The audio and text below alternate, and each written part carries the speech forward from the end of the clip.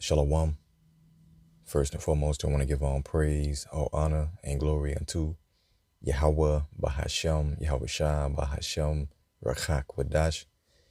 Double honors to the apostles and elders of Great Millstone that taught me this truth, and much respect to the Akim out there labing in his work.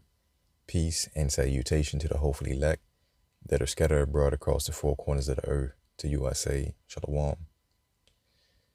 So I want to go into a quick lesson just dealing with the process of the salvation of the elect and the condemnation of the 2/3, in which, as you read real quick in Zechariah, the 13th chapter, and verse 8, where it says, "And it shall come to pass that in all the land," that is talking about the land of America, "saith the Lord, Yahweh Ba'ashmal Shah, 2 parts therein shall be cut off and die, but the third shall be left therein."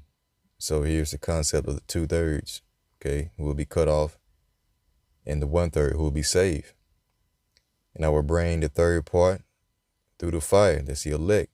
So they would go through the fire and will refine them as silver is refined, and will try them as gold is tried. Now, the refining process of the elect will come by the way of the Lord setting up prophets and teachers to refine them according to the scriptures, in which we as a whole are considered precious metals, that have become tainted over time. We have obtained dross, impurities, in the form of these different ideologies, philosophies, guides, whether it may be, Jesus Christ, Allah, Buddha, in any other form of deity that we worship, those would be considered dross, okay?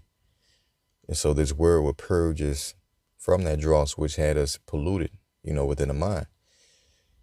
And so it goes and say, "They shall call on my name, and I will hear them." Now we would actually call on the true name of Yahweh, Bahashem, Yahweh Shah in these times, and the Lord will hear us.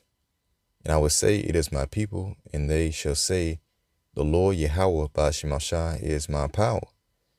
And that's what's currently taking place as the elect are being purged, by the scriptures, so much that where they would actually call on the name of the Lord and subscribe into the right teachings by putting away all their idols and philosophies and gods, that we once worshiped. Now, I want to go back to Jeremiah, the 6th chapter, because this right here shows you that the Lord is using men to test the metal, or to purge out the impurities of Israel.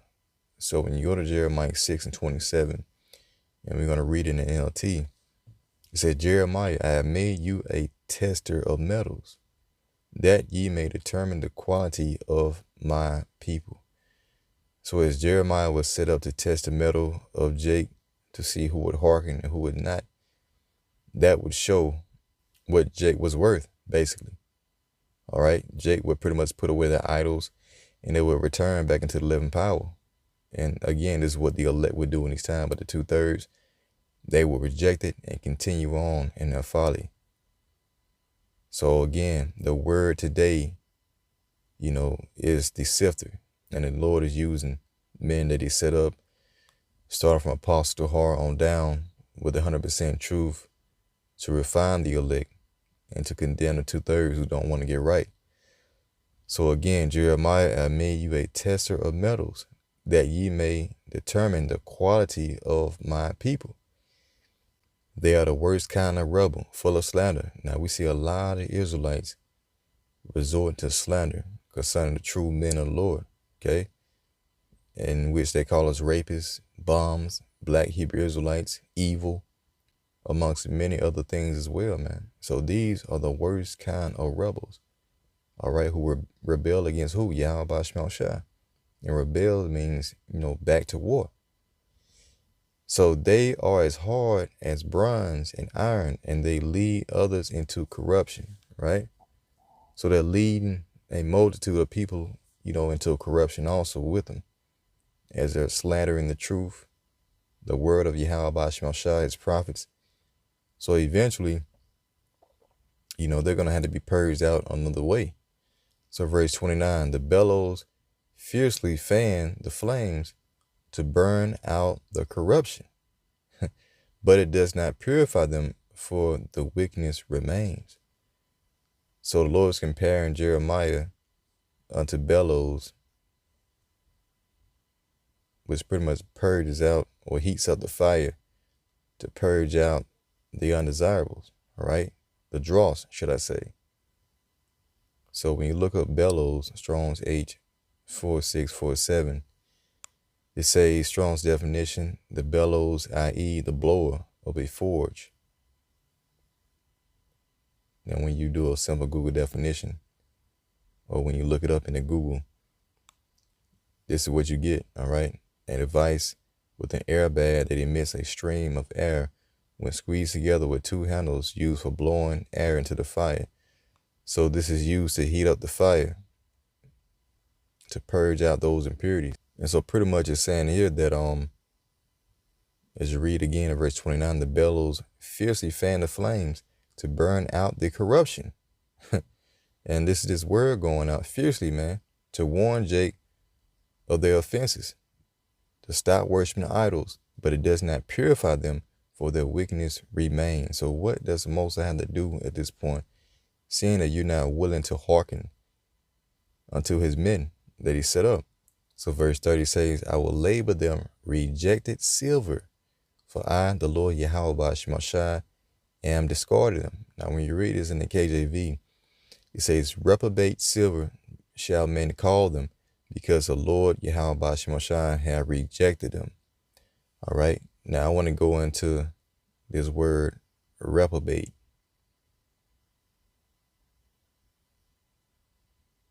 And pretty much it says to reject, despise, refuse. Now going down to the Strong's definition, we're going to highlight the word reprobate and get a Google definition. So when you scroll down to the second definition, it says what? A sinner who is not of the elect and is predestined to damnation. See that? A sinner who is not of the elect and is predestined for damnation. So those who will not be cleansed by the word, those that will not purge themselves from their iniquity, well, ultimately that sin will remain in a time of judgment, saying that they would not, purify themselves and they'll be left here to melt. All right. Now, when you go to Ezekiel 22, in verse 17, the Lord's refining furnace. So it says, and the word of the Lord Yahweh Shemashai came unto me, saying, Son of man, the house of Israel is to me become dross. All they are brass and tin and iron and lead in the midst of the furnace. They are even the dross of silver. Therefore, thus saith the Lord power, because you are all become dross. Behold, therefore I will gather you in the midst of Jerusalem, as they gather silver and brass and iron and lead and tin in the midst of the furnace, to blow the fire upon it, to melt it.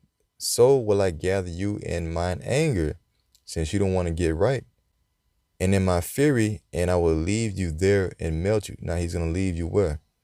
All right. He's going to leave you in America. Okay. Pursuant to Zechariah 13 and verse 8, where the Lord said he would bring the third part through the fire, but two parts therein shall be cut off and die. You're going to be stuck in America to melt and to be purged out, physically. That's how the Lord's going to cleanse you. Okay. Then you'll come back into the kingdom. So yea, I will gather you and blow upon you in the fire of my wrath, and ye shall be melted in the midst thereof. As silver is melted in the midst of the furnace, so shall ye be melted in the midst thereof. And ye shall know that I, the Lord Yahweh by Shemashai, have poured out my fury upon you. So the Lord gave out two options. You either purge yourself while you got time now by putting away your idols and be saved in the day of vengeance, or you can continue in your rebellion and in your dross, and then the Lord purge you out physically with a thermonuclear fire in this wrath, man. So either way, you got to feel the fire, and it's best to feel the fire of affliction according to the word, and you being purged out and made pure, in the time of salvation, than for you to have to be purged out physically like that with nuclear fire. So Proverbs 25:4, take away the dross from the silver, and there shall come forth a vessel for the finer. All right.